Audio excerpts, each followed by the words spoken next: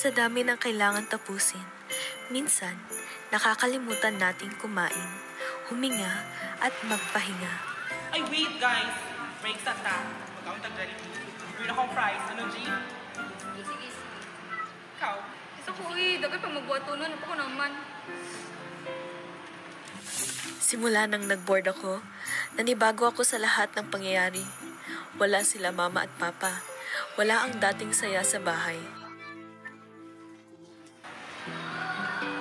Kung di siya muban, ato daw sa nga pila nag-order.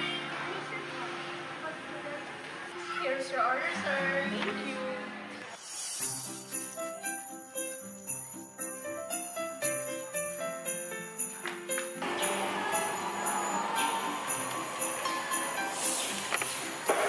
Surprise! Ay, kabala ka, girl. Ibig naman ni sa imo. Kau na, kasi mapasok ka. Favorite pa dyan, guys. Minsan, hindi sa dugo nagmumula ang pamilya. Minsan, sila ang kasama mo sa araw-araw. Sa hirap, sa deadlines, sa gutom, at sa mga sandaling kailangan mo ng konting saya.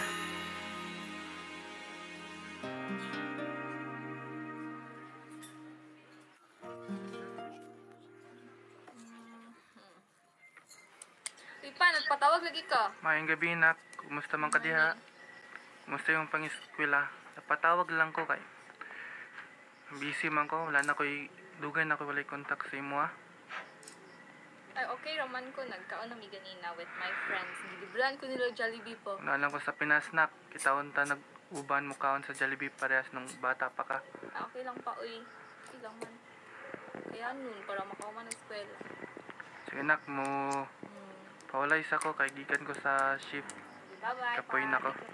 Kahit malayo ang totoong pamilya, may mga taong nagbibigay ng saya na parang umuwi ka na rin.